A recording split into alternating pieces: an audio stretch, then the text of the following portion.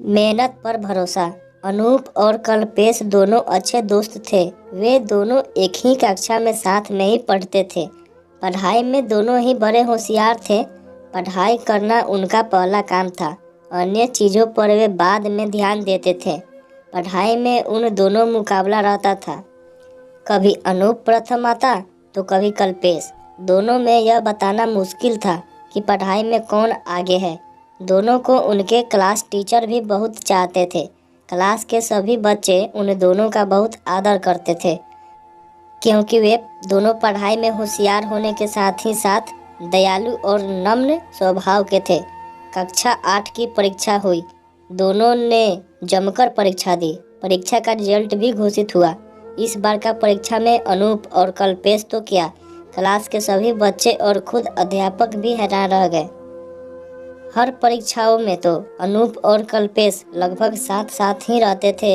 मतलब कभी अनूप कल्पेश से 10-15 मार्क्स से आगे रहता तो कभी कल्पेश अनूप से। मगर इस बार न जाने क्या हुआ कि कल्पेश ने अनूप से लगभग 50 मार्क्स से बाजी मार ली थी।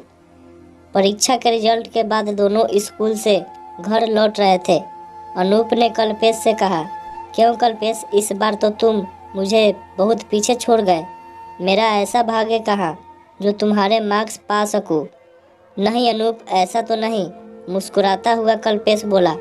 वह अपनी प्रशंसा सुनकर फूला नहीं समा रहा था।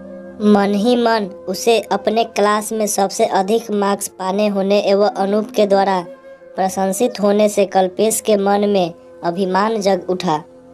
घमंड में कल्पेश के मन मस्तिष्क पर ऐसा बुरा असर छोड़ा कि वह पढ़ाई से धीरे धीरे विचलित होने लगा। क्लास में जब शिक्षक पढ़ाने लगते तो वह दूसरे बच्चों से बात करने लगता। एक दिन शिक्षक इतिहास पढ़ा रहे थे। तीसरी पंक्ति में बैठे कल्पेश को बगल के एक लड़के से बात करते देख शिक्षक ने कल्पेश को बहुत डांटा और छड़ी से उसे पीटा और फिर उन्होंने पढ़ाना जारी रखा। इस सजा से कल्पेश का क्लास में बातें करना तो बंद हो गया, परंतु पढ़ाई पर इसका कोई प्रभाव नहीं पड़ा। वह घमंड में आकर अनूप से भी कम बोलने लगा। धीरे धीरे परीक्षा आने लगी।